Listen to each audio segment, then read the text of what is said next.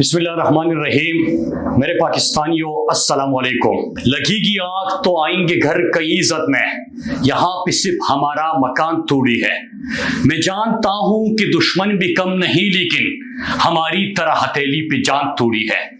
मेरे पाकिस्तानियों, सबसे पहले मैं आपको बताऊं कि वीडियो लिंक के जरिए आज मैं अपने पुलिस के साथ इज़हारी यकजहती और अमन के लिए जो हम ये प्रोटेस्ट कर रहे हैं उसमें क्यों शिरकत कर रहा हूं, क्योंकि जो कल कबल में पेशावर की तर्ज पे हमला हुआ, तो आज कबल के साथ और स्वात के साथ इज़हारी यकजहती के लिए हमारा एहतिजाजी मुजाहिरा मुख्तलिफ शहरों में हो रहा है। खैबर पख्तूनख्वा के बहुत सारे शहरों में इस वक्त एहतिजाजी मुजाहिरा है, जिन्होंने आवाज उठाई है अपने अमन के लिए, और हम किसी की जंग में ईंधन नहीं बनेंगे इस मकसद के लिए।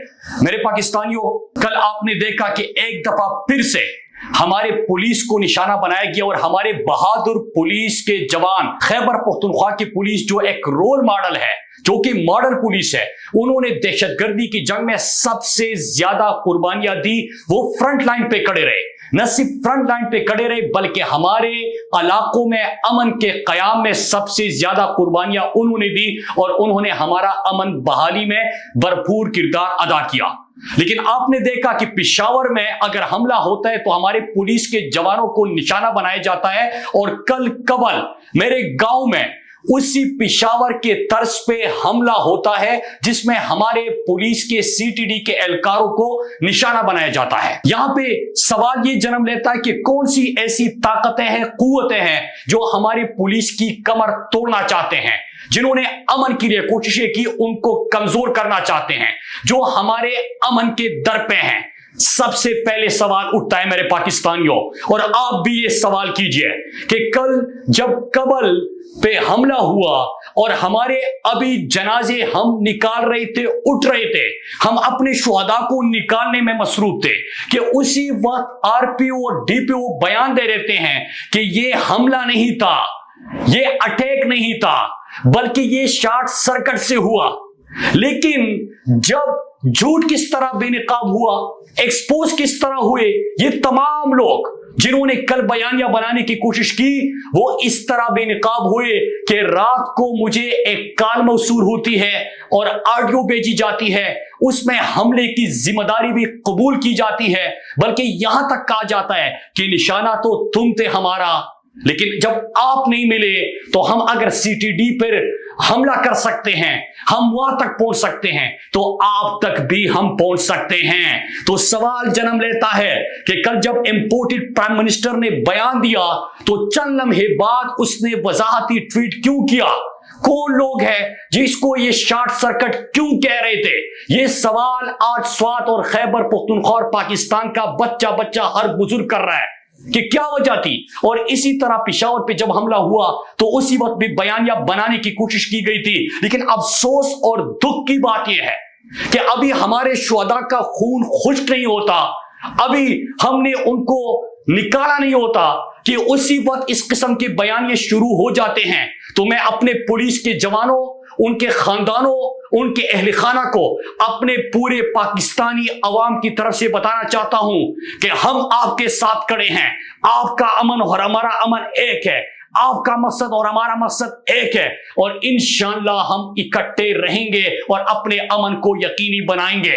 फिर उसके बाद मेरे पाकिस्तानियों, यहां पे मैं जरूरी समझता हूं कि आज आप सबके सामने, क्योंकि ये एहतिजाजी मुजाहिरा अमन के लिए आवाज सिर्फ निशात चौक में इस वक्त उठाई नहीं जा रही, बल्कि दिरलुअर, बाजौड़, मोमन, खैबर, कुहाट, हंगू, करक, बनू और मुख्तलिफ अजला में आपके साथ इज़हारी यकजहती के लिए इस वक्त लोग इकट्ठे हो चुके हैं। मैं उन सब के सामने अपने पूरे पाकिस्तान को वो बैकग्राउंड बनाना चाहता हूं कि किस तरह हमें एक दफा फिर से ईंधन बनाने की कोशिश हो रही थी। हमने बारहा इसका जिक्र किया, क्यों इंपोर्टेड हुकूमत खामोश रही। मैं आगाज करूंगा कि जब अप्रैल में रिजीम चेंज ऑपरेशन हुआ तो उसी वक्त मैं कौम के सामने आया, मैंने उनको बताया कि हमसाया मुल्क में एक वफद इंपोर्टेड हुकूमत और हमारे इदारों ने भेजा है, जिसमें 4-5 नुकात के ऊपर बात हुई है। तो मैंने अपने मुल्क के साथ वफादारी करते हुए اپنے ملک کے امن کے لیے بات کرتے ہوئے، تقسیم نہیں اتحاد کی بات کرتے ہوئے مؤدبانہ انداز میں 4-5 سوال اٹھائے تھے، اور آج وہ سوال میں آپ کے سامنے رکھنا چاہتا ہوں، کیونکہ بیک گراؤنڈ کا پتہ ہوگا، ماضی کا پتہ ہوگا، تو اس سے سیکھ کے ہم مستقبل کے بہتر فیصلے کر سکتے ہیں۔ ایک ہی آبجیکٹو ہے، ایک ہی مقصد ہے، ہمارے لوگ کسی کی لڑائیوں میں ایندھن نہیں بنیں گے۔ تو 4 سوال اس وقت میں نے پوچھے تھے۔ پہلا سوال یہ تھا کہ کیا آپ نے سرحد پار کوئی وفد بھیجا ہے؟ اگر وفد بھیجا ہے تو اس میں کون لوگ ہیں اور کن نکات پہ آپ کی بات چیت ہو رہی ہے؟ دوسرا سوال یہ تھا کہ خیبر پختونخوا کی حکومت تو تحریک انصاف کی تھی، ملاکنڈ ڈویژن سے ہم نمائندے تھے، لوگوں نے ہمیں منتخب کیا تھا، تو آپ نے پھر کن لوگوں وہاں پہ بھیجا ہے؟ تیسرا سوال یہ تھا کہ سرحد پہ تو باڑ لگ چکی ہے، تو پھر یہ لوگ واپس کیسے آئیں گے اور کیوں آئیں گے؟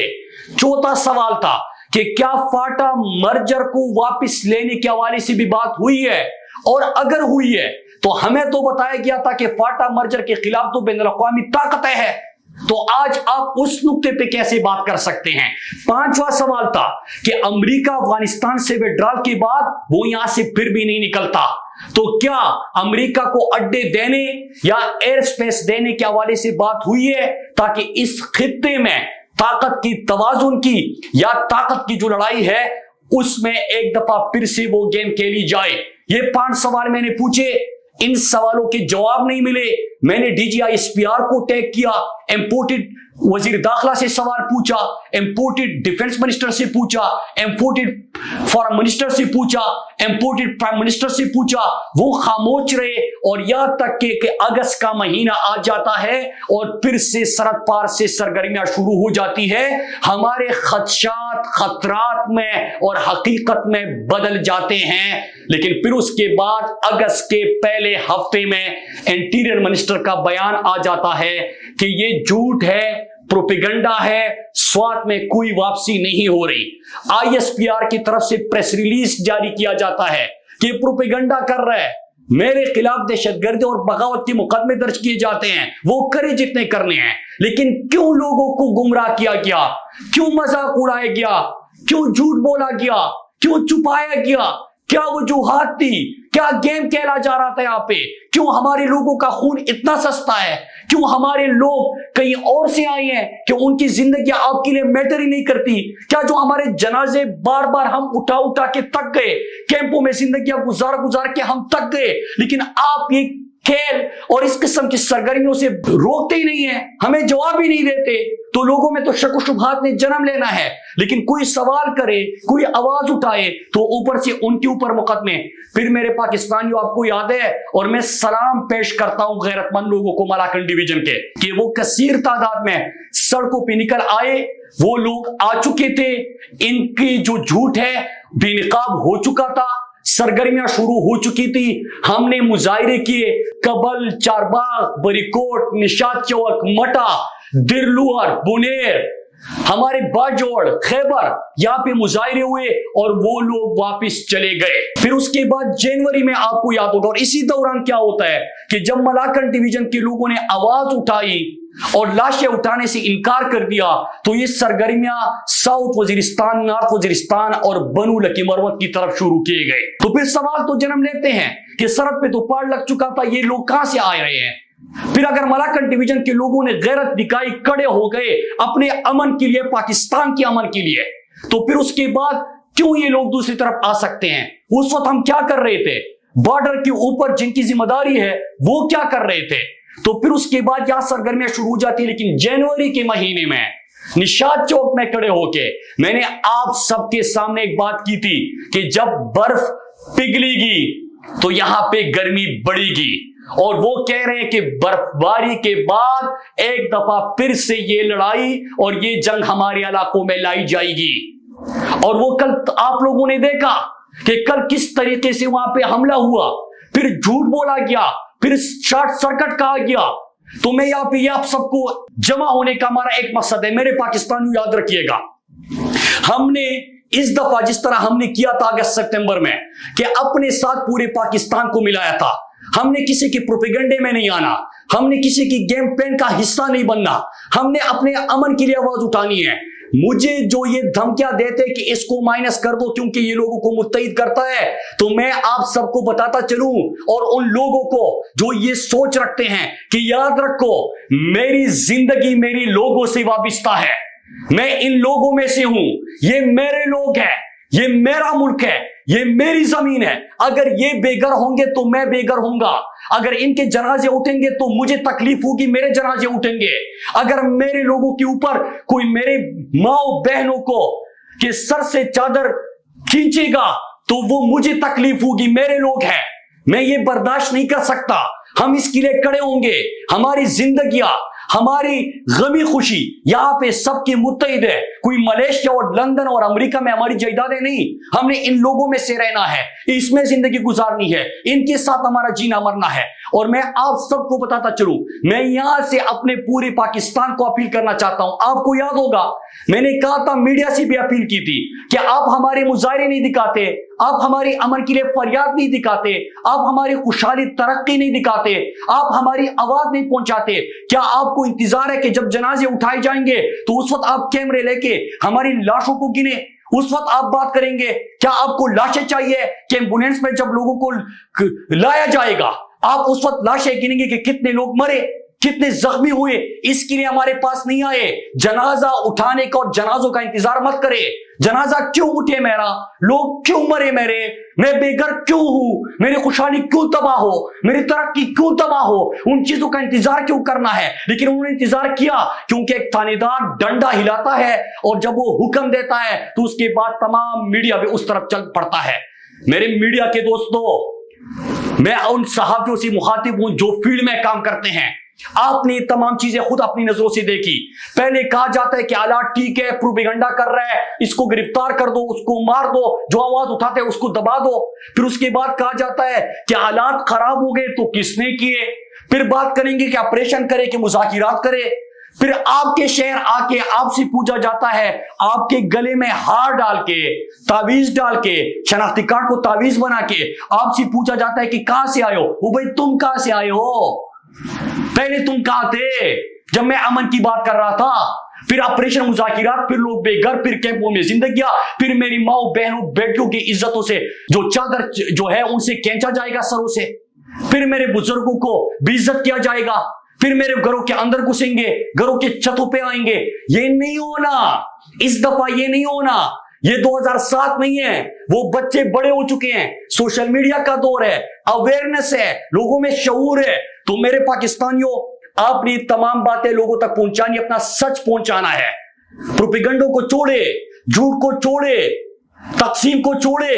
ہم نے اپنی لاشیں نہیں اٹھانی, اپنی لاشیں, اپنی زندگیاں نہیں دینی.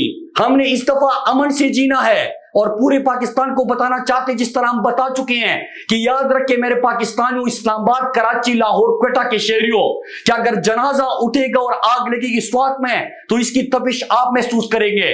جو 2004 میں پہلا آپریشن ہوا وزیرستان میں سلسلہ نہیں رکا, پورا فاٹا سابقہ, پورا خیبر پختونخوا, اسلام آباد میں دھماکے, لاہور میں دھماکے, کراچی میں دھماکے, کوئٹہ میں دھماکے. 80,000 پاکستانی جو شہید ہوئے تھے اس میں پاکستان کے ہر کونے کے لوگ تھے. 7,000 سیکیورٹی فورسز کے جوان شہید ہوئے تھے, اس میں ہر کونے کے لوگ تھے. تو ہماری زندگیوں سے مت کہہ لو, ہمیں کسی کی گریٹر گیم کا حصہ مت بناؤ. اپنے مفادات کے لیے اور جو غلیظ مقاصد ہے, جو ان کے مذموم مقاصد ہے, اس کی تکمیل کے لیے ہماری زندگیوں سے مت کہہ لو. ہم سب کا ایک ہی نعرہ ہے, چمو پخپلا خاورا امن غواړو, مون پخپلا خاورا امن غواړو, مون پخپلا خاورا امن غواړو. یہ دہشت گردی نامنظور, یہ غنڈہ گردی نامنظور, یہ بم دھماکے نامنظور, یہ دہشت گردی نامنظور. یہی ہمارا مطالبہ ہے, یہی ہماری آواز ہے. اور آج یہاں سے, کیونکہ صرف نشاط چوک میں مظاہرہ نہیں ہو رہا, پورے خیبر پختونخوا میں ہو رہے, ہم یہاں سے پیغام دینا چاہتے ہیں کہ آپ نے بہت ہمارا لہو بہایا. ایک دفعہ پھر میرے دوسرے بازو پہ وہ شمشیر ہے جو اس سے پہلے میرے شہرک کا لہو چاٹ چکی, پھر وہی آگ درائی ہے میری گلیوں میں. پھر میرے شہر میں بارود کی بو پھیلی ہے. پھر سے تو کون ہے, میں کون ہوں, آپس میں سوال.